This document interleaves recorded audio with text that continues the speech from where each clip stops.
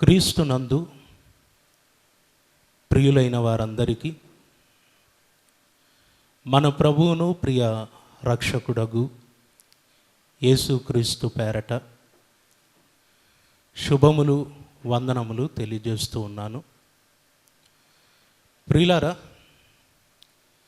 ఈరోజు బైబిల్ గ్రంథంలో నుండి అనేక మంది సహోదరులు అడిగినటువంటి ప్రశ్నలకు సమాధానాలు మనం విందాం. దయచేసి వింటున్నటువంటి ప్రతి ఒక్కరు కూడా చాలా జాగ్రత్తగా దేవుని వాక్యము నుండి అందింపబడుతున్నటువంటి ఈ విలువైన సమాధానాలు విని నేర్చుకోవటానికి సిద్ధపడాలని మనవి చేస్తూ ఉన్నాను. దేవుడు మనకు అనుగ్రహించినటువంటి బైబిల్ గ్రంథం 66 పుస్తకాలతో కూడుకున్నటువంటి గ్రంథం. దేవుని వాక్కులతో నింపబడి మానవాళికి అనుగ్రహింపబడినటువంటి గ్రంథం. ఈరోజు దేవుడు మనకిచ్చినటువంటి ఈ బైబిల్ గ్రంథాన్ని మనం అర్థం చేసుకోవాలి అంటే తప్పనిసరిగా మనం అందరం పరిశోధనాత్మకంగా చదవటము అన్నది చాలా అవసరం. బైబిల్ను పరిశోధనాత్మకంగా మనం చదివినప్పుడే బైబిల్లో ఉన్నటువంటి సంగతులను మనం అర్థం చేసుకోగలం. బైబిల్లో ఉన్నటువంటి సంగతులు పరిశీలించటానికి సిద్ధపడినటువంటి మనకు తప్పనిసరిగా దేవుని వాక్కులు అర్థం కాక మన జ్ఞానానికి అందగా మనకు ప్రశ్నలు అన్నవి కలుగుతాయి. ప్రశ్నలు అన్నవి వస్తాయి. అలా వచ్చినప్పుడు ఆ ప్రశ్నలకు సరి అయినటువంటి సమాధానాన్ని మనం నేర్చుకోవటం, తెలుసుకోవటం అన్నది మంచిది. ఈరోజు అనేక మంది బైబిల్ చదువుతున్న వారు ఉన్నారు.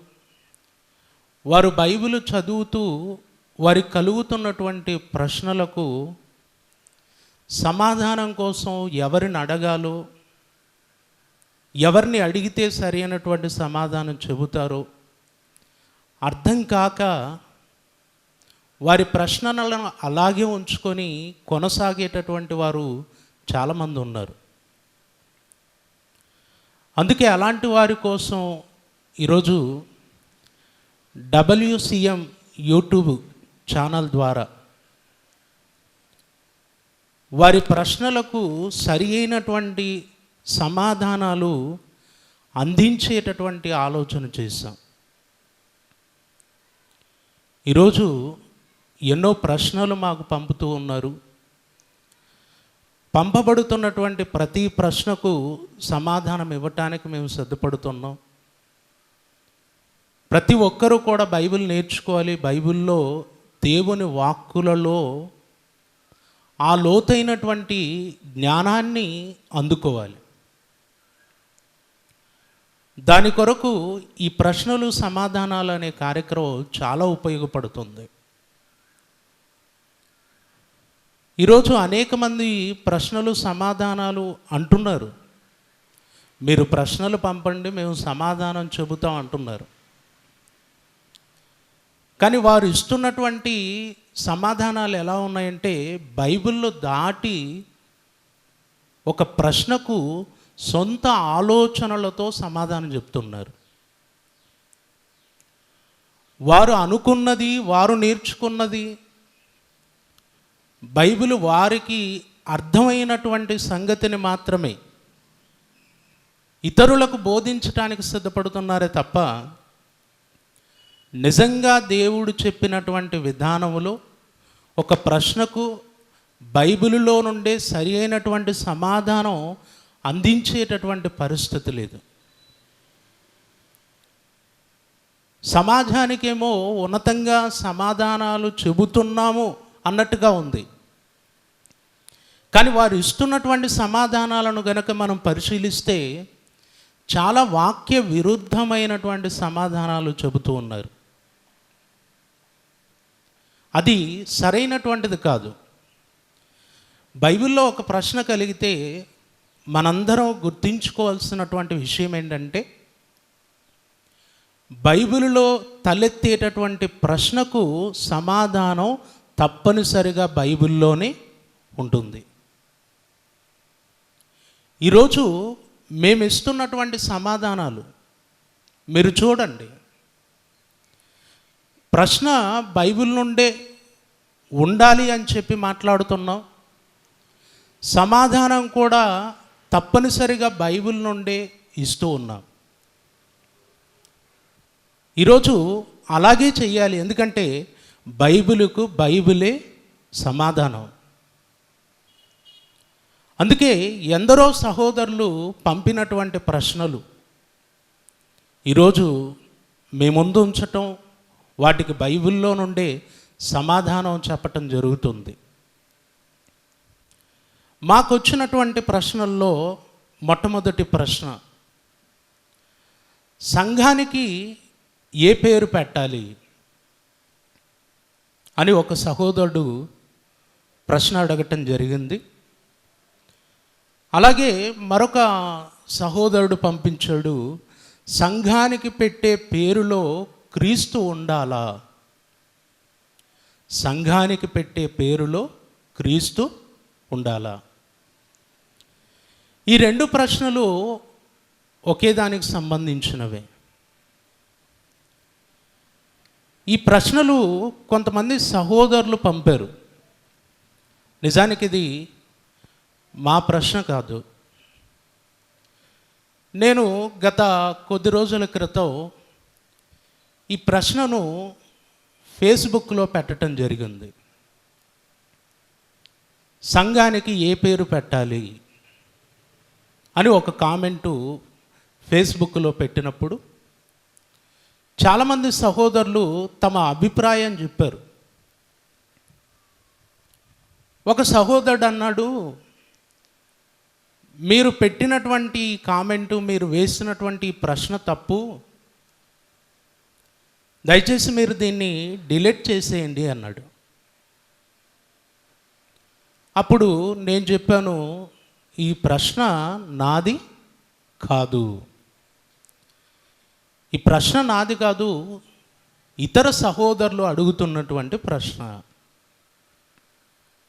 ఆ ప్రశ్నకు సమాధానం నేను త్వరలో చెప్పబోతున్నాను.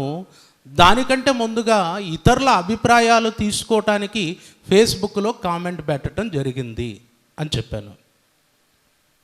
ఓకే, ఇప్పుడు కొంతమంది సహోదరులు అడుగుతున్నటువంటి ఈ ప్రశ్నకు వాక్యానుసారమైనటువంటి సమాధానం ఏంటి?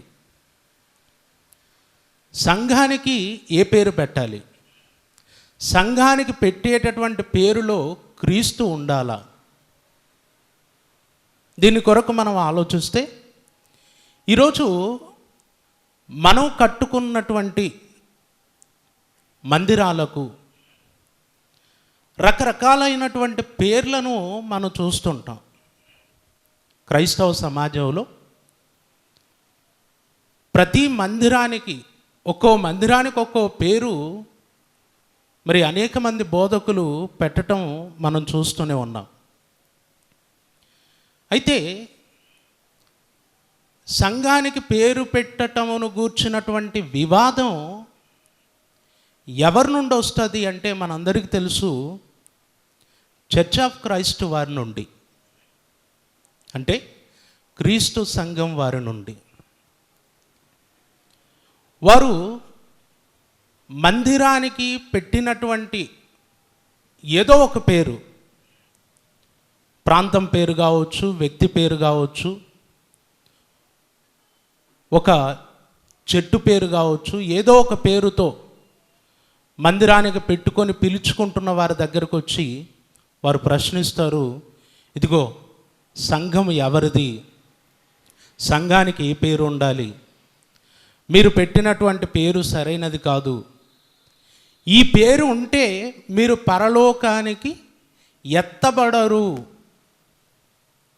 మీరు పెట్టినటువంటి పేరు వాక్యానుసారమైనది కాదు, ఇది కలిగి ఉంటే మీరు పరలోకానికి ఎత్తపడరు అని చెప్పి మాట్లాడి ఈరోజు క్రైస్తవ్యంలో ఈ పేరు కొరకు వివాదం రేపారు. వీరితో అంటే క్రీస్తు సంఘం వారితో ఇలాంటి సమస్యను ఎదుర్కొన్న వారే కావచ్చు ఇప్పుడు ఈ ప్రశ్నను అడిగిన వారు. ఈ ప్రశ్న పంపిన వారు నాకు తెలిసి క్రీస్తు సంఘం వారితో ఇలాంటి సమస్యను ఎదుర్కొన్న సహోదరులే కావచ్చు. ఓకే, ఇప్పుడు వారు పంపినటువంటి ప్రశ్నకు సరైనటువంటి సమాధానం తెలుసుకోవాలంటే ముందుగా సంఘం అంటే ఏంటి అన్నది తెలియాలి. సంఘం అంటే ఏంటి? బైబిల్లో చూడండి, అపోస్తలుడైన పౌలు గారు కొరింథీయులకు రాస్తున్నటువంటి మొదటి పత్రిక మొదటి అధ్యాయం రెండవ వచనం కొరింథీలోనున్న దేవుని సంఘమునకు అనగా క్రీస్తు యేసునందు పరిశుద్ధపరచబడిన వారై పరిశుద్ధులుగా ఉండుటకు పిలువబడిన వారికిని అన్నాడు.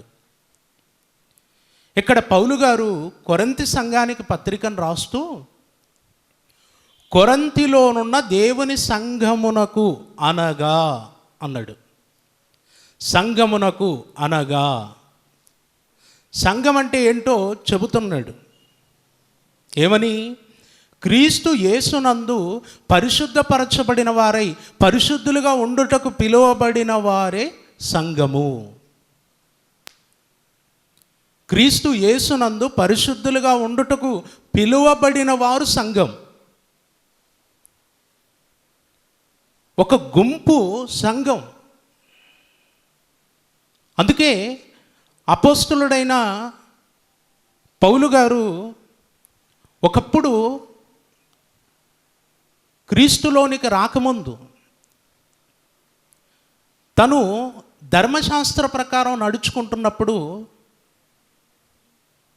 స్టెఫెన్ను రాళ్లతో కొట్టి చంపించటానికి అతడు సమ్మతించాడు. క్రైస్తవుడైనటువంటి క్రీస్తునందు విశ్వాసం ఉంచినటువంటి స్టెఫెను ఎప్పుడైతే చంపబడ్డాడో అప్పుడు క్రీస్తునందు విశ్వాసం ఉంచిన వారందరూ కూడా చెదిరిపోయారు. చెదిరిపోయినటువంటి వారిని గురించి అపోస్తుల కార్యములు 8వ అధ్యాయములు ఏమని రాయబడింది చూడండి. 8వ అధ్యాయం మొదటి వచనం, ఆ కాలమందు యెరూషలేములోని సంఘమునకు గొప్ప హింస కలిగినందున అన్నాడు. సంఘానికి ఏం కలిగిందట? గొప్ప హింస. సంఘమునకు గొప్ప హింస అంటే సంఘము అంటే క్రీస్తు యేసునందు పరిశుద్ధపరచబడిన ప్రజలు, ఒక గుంపు. అందుకే ఇక్కడ గొప్ప హింస ఎవరికి కలిగింది? ప్రజలకు. ఆ ప్రజల్ని ఏమంటున్నాడు? సంఘము అంటున్నాడు. అలాగే ఇదే అపోస్తుల కార్యములు 12వ అధ్యాయము 5వ వచనం చూడండి. 12వ అధ్యాయము 5వ వచనం,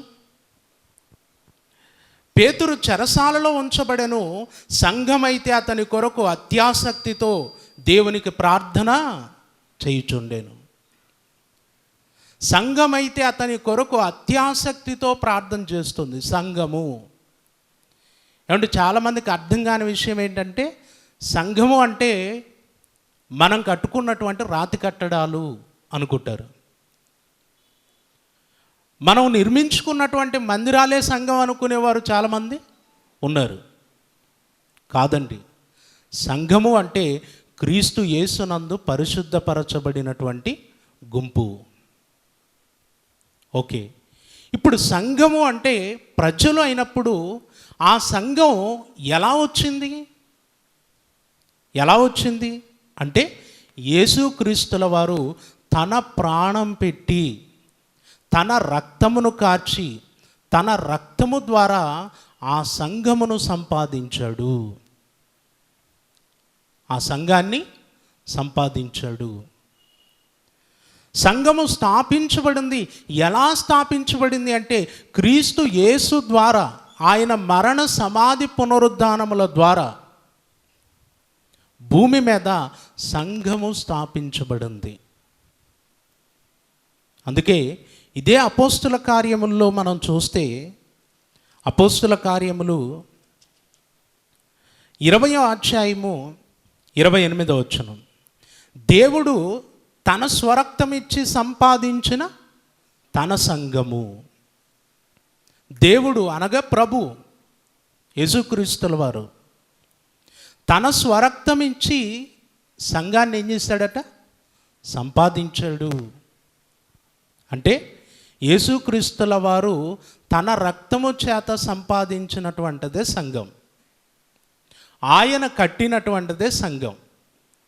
ఓకే, ఇప్పుడు ఆయన రక్తము వలన సంపాదించబడినటువంటి ఈ సంఘానికి ఏ పేరు ఉండాలి? ఏ పేరు ఉండాలంటే ఆయన పేరే ఉండాలి. ఎందుకంటే సంఘం ఎవరిది? సంఘం ఎవరిది? అక్కడే చెప్పాడు చూడండి, దేవుడు తన స్వరక్తమిచ్చి సంపాదించిన తన సంఘం. తన సంఘం అంటే యేసుక్రీస్తుల వారు తన ప్రాణమిచ్చి సంపాదించాడు, ఆయనది సంఘం. అందుకే ఆ సంఘానికి ఏ పేరు ఉండాలి? ఆయన పేరే ఉండాలి. క్రీస్తు సంఘము, క్రీస్తు స్వరక్తమిచ్చి సంపాదించాడు. అలాగే పేతురు గారితో మాట్లాడుతూ అంటాడు, పేతురు ఈ బండ మీద నా సంఘమును కట్టుదును అంటాడు. నా సంఘమును కట్టుదును. ఆయన సంఘం, ఆయన రక్తము చేత సంపాదింపబడినటువంటి సంఘం. ఆయనది సంఘమైనప్పుడు సంఘానికి ఆయన పేరే ఉండాలి. ఒక స్త్రీకి తన భర్త పేరే ఉండటం అన్నది ఎంత న్యాయమో, ఆయన సంఘానికి ఆయన పేరు ఉండటం అన్నది అంతే సరైనటువంటిది. ఓకే, ఇప్పుడు క్రీస్తు సంఘము అన్నది సరైనటువంటిది బైబిల్ ప్రకారం. అందుకే బైబిల్లో క్రీస్తు సంఘములన్నీ మీకు వందనములు చెప్పుచున్నవి అన్నాడు. క్రీస్తు సంఘములన్నీ క్రీస్తు రక్తం వలన సంపాదించబడింది. ఆయన సంఘం గనక, ఆయన సంఘమునకు ఆయన పేరు ఉంది గనక క్రీస్తు సంఘములన్నీ మీకు వందనములు చెప్పుచున్నవి అన్నాడు. సంఘానికి ఆయన పేరు ఉండాలి, క్రీస్తు సంఘం. ఓకే, ఇప్పుడు మనమందరం కూడా క్రీస్తు సంఘం అని పెట్టుకున్నామా, లేదా వేరే పేర్లు ఏమైనా పెట్టుకున్నామా? ఈరోజు క్రైస్తవ సమాజంలో వారి మందిరాలకు ప్రతి ఒక్కరూ కూడా క్రీస్తు సంఘం అనే పెట్టారా, వేరే పేర్లు పెట్టారా? చాలా రకరకాలైనటువంటి పేర్లు పెట్టారు, రకరకాలైనటువంటి పేర్లు పెట్టారు. ఇప్పుడు అలా పెట్టడం సరైనటువంటిది కాదు అన్నదే వివాదం.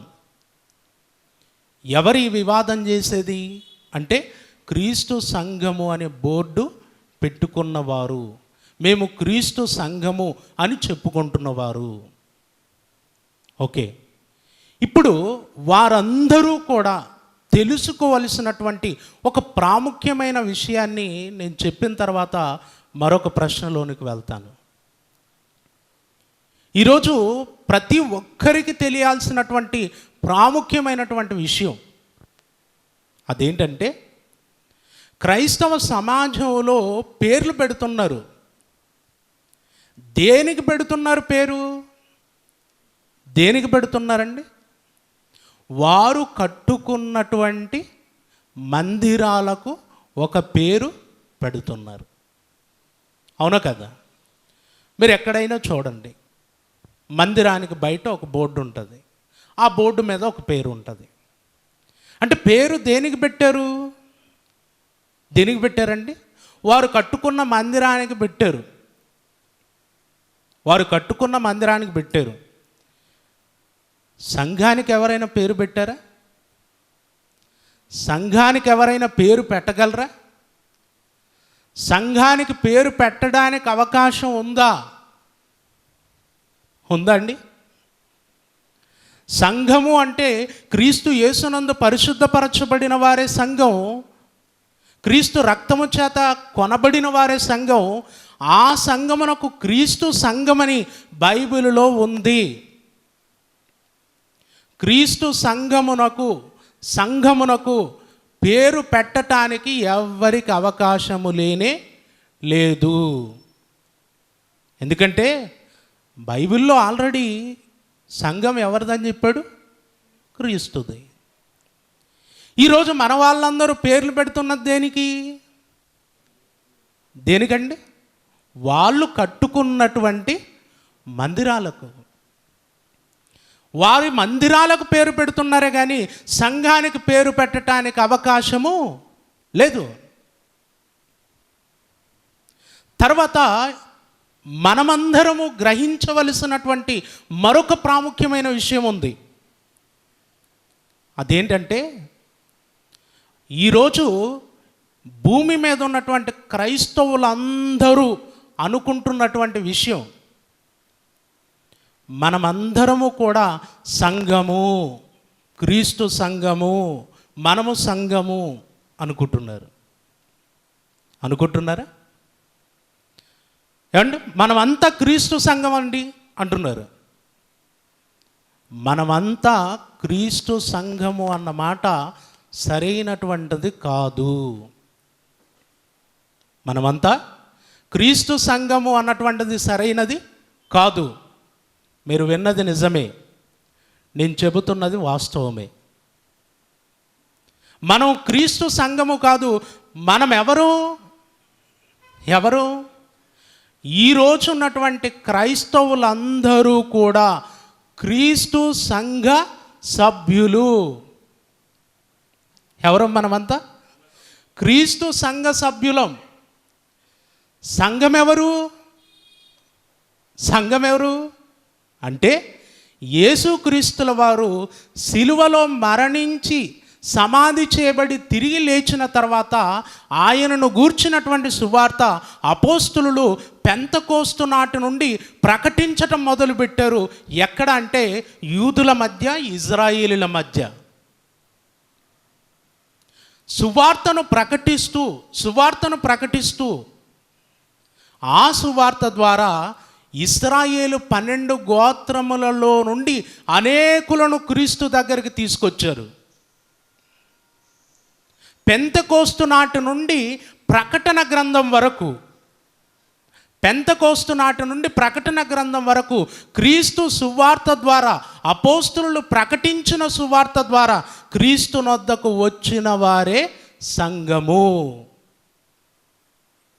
అదే ఏకైక సంఘం ఈరోజు ప్రపంచంలో ఉన్నటువంటి సంఘం. ఆ సంఘములోనికే ఈరోజు ప్రపంచ మానవాళి అంతా కూడా వచ్చేస్తున్నారు. ఆ సంఘానికి మనం పేరు పెట్టడానికి అవకాశం లేదు. ఒకవేళ పేరు పెడుతున్నాము అని ఎవరైనా అనుకుంటున్నారనుకోండి, అది ఎలా ఉంటుందో తెలుసా? ఏమంటే క్రీస్తును బైబిల్లో భర్తకు పోల్చాడు, సంఘాన్ని భార్యకు పోల్చాడు. అవునా?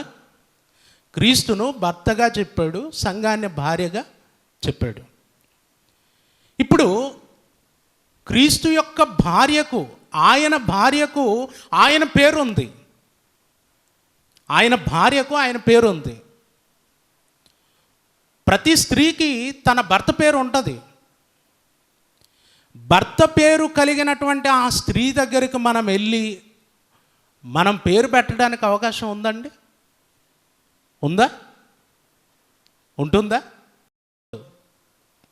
ఇప్పుడు మనం పేరు పెట్టాలి అన్నాం అనుకోండి, ఆల్రెడీ ఒక స్త్రీ తన భర్త పేరు కలిగి ఉండి కొనసాగుతున్నప్పటికీ మనం వెళ్ళిపోయి ఆమె భర్త పేరు చెప్పినట్టుగా ఉంటుంది.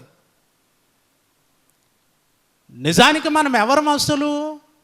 సంఘ సభ్యులం.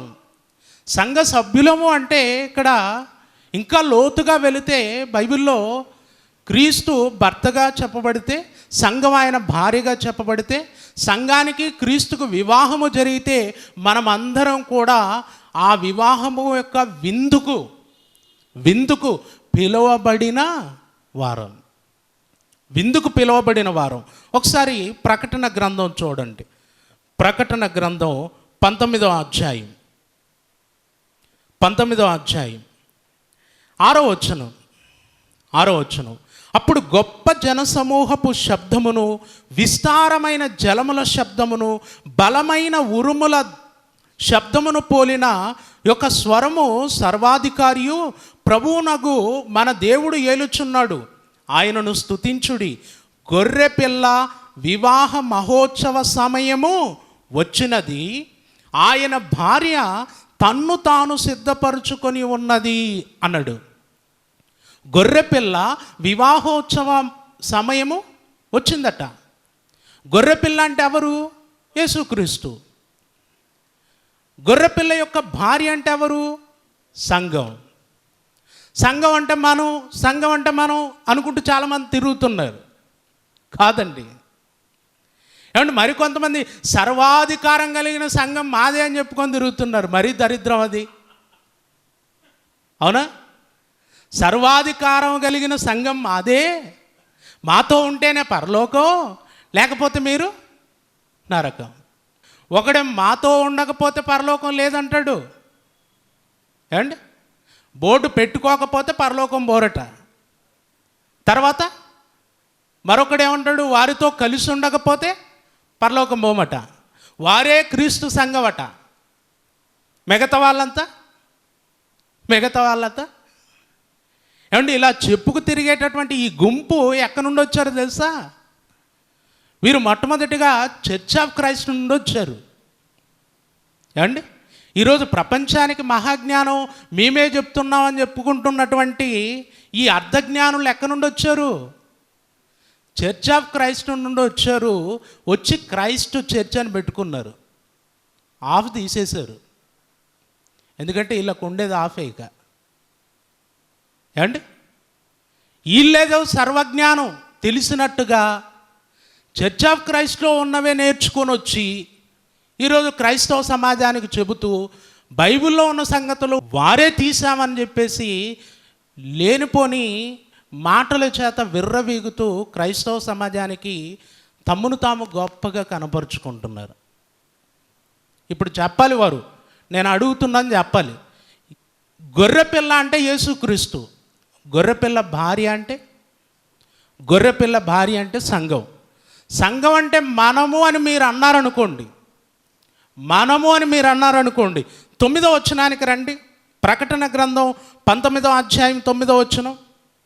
మరియు అతడు నాతో ఇలాగ చెప్పెను, గొర్రెపిల్ల పెండ్లి విందుకు పిలువబడిన వారు ధన్యులని వ్రాయము. గొర్రెపిల్ల పెళ్లి విందుకు పిలువబడిన వారు వీరెవరో చెప్పండి. సంఘం మేమే అని చెప్పుకు తిరుగుతున్నటువంటి వారందరూ కూడా గొర్రెపిల్ల పెండ్లి విందుకు పిలువబడిన వారు ఎవరు చెప్పాలి. గొర్రెపిల్ల పెండ్లి విందుకు పిలువబడిన వాళ్ళు మనమే అన్నారనుకోండి, మరి గొర్రెపిల్ల భార్య ఎవరు? అంటే భార్య నువ్వే, పెళ్లి విందు నువ్వేనా? అదేంటండి? ఏమండి? ఈరోజు క్రైస్తవ సమాజానికి అర్థం కాలేదు. సంఘం మనమే అని చెప్పుకుంటూ చాలా వాక్య విరుద్ధంగా వెళ్ళిపోతున్నారు. సంఘము పెంతెకోస్తు నాటి నుండి ప్రకటన గ్రంథం వరకు కట్టబడి ఉంది. ఆ సంఘములోనికి వచ్చిన ప్రజలం మనం. ఈరోజు క్రీస్తు భర్తగా చెప్పబడితే, సంఘం ఆయన భార్యగా చెప్పబడితే, వారి వివాహ మహోత్సవంలో జరిగినటువంటి విందు ఏదైతే ఉందో ఆ విందుకు వచ్చిన వారమే మనమంతా. గొర్రెపిల్ల పెండ్లి విందుకు పిలువబడిన వారందరూ ధన్యులు. ఇప్పుడు ఆలోచించండి, పెళ్లి విందుకు వచ్చాం మనం. ఎవరి పెళ్లి విందుకు? ఎవరిది పెళ్ళి? యేసుక్రీస్తుది, ఆయన సంఘానిది. ఇప్పుడు పెళ్లి విందుకు వచ్చినోడు తిని ప్రశాంతంగా ఆనందంగా కొనసాగాలి, విందు భుజిస్తూ ఆనందించాలి. వచ్చి ఇప్పుడు సంఘానికి ఏ పేరు పెట్టాలని ప్లాన్ చేస్తావు నువ్వు? సంఘం ఎవరో అక్కడ క్లియర్గా ఉంది. సంఘానికి భర్త అయినటువంటి క్రీస్తు అక్కడే ఉన్నాడు, ఆయన పేరు ఆ సంఘానికి ఉంది. ఇక నువ్వెవడో పెట్టడానికి? నువ్వెవడో అసలు? ఏమండి, ఈరోజు ప్రపంచవ్యాప్తంగా విస్తరించి ఉన్నటువంటి ఒకే ఒక్క సంఘం క్రీస్తు సంఘం. అదే బైబిలులో ఉన్న సంఘం. ఈ బైబిలు ఎక్కడైతే ఉందో, ఈ బైబిల్ను నమ్మి ఎవరైతే కొనసాగుతున్నారో, ఈ బైబిల్ను పట్టుకొని ఈ బైబిల్లో ఉన్నటువంటి ప్రభువును విశ్వసించి ముందుకు వెళుతున్నారో వారందరూ కూడా క్రీస్తు సంఘ సభ్యులు. ఇది బైబిల్. ఇది అసలు సిసలైనటువంటి సమాధానం. ఈరోజు ఇది అర్థం చేసుకోకుండా, ఏమండి, క్రీస్తు సంఘం అని బైబిల్లో ఉన్నది చూసి మనము క్రీస్తు సంఘం అని చెప్పుకుంటూ, మనం బోర్డు పెట్టుకోవాలని చెప్పుకుంటూ, బోర్డు లేకపోతే మీరు పరలోకానికి వెళ్ళారని చాలామంది క్రైస్తవులు ఏం చేస్తున్నారు? ఇబ్బంది పెడుతున్నారు. కానీ ఏ క్రైస్తవుడైనా, ఏ బోధకుడైనా మందిరానికి పేరు పెడుతున్నాడే తప్ప సంఘానికి కాదు. మందిరాలకు పేరు పెట్టుకుంటున్నారు, వారు కట్టుకున్న వాటికి పేరు పెట్టుకుంటున్నారు. క్రీస్తు కట్టిన వాటికి పేరు పెట్టవలసిన అవసరత లేదు. కాబట్టి సంఘానికి ఏ పేరు పెట్టాలి, సంఘానికి ఏ పేరు పెట్టాలి అనే ప్రశ్నే సరైనటువంటిది కాదు. ఎందుకంటే సంఘానికి పేరు ఆల్రెడీ క్రీస్తు సంఘమని బైబిల్లో ఉంది. మనం పెట్టవలసిన అవసరత లేదు. ఈరోజు ఆయన సంఘ సభ్యులముగా మనమందరము కొనసాగుతున్నాం. ఆయన సంఘ సభ్యులము. ఈరోజు ప్రపంచంలో విస్తరించి ఉన్న క్రైస్తవులంతా క్రీస్తు సంఘ సభ్యులు. ఓకేనా? మంచిది.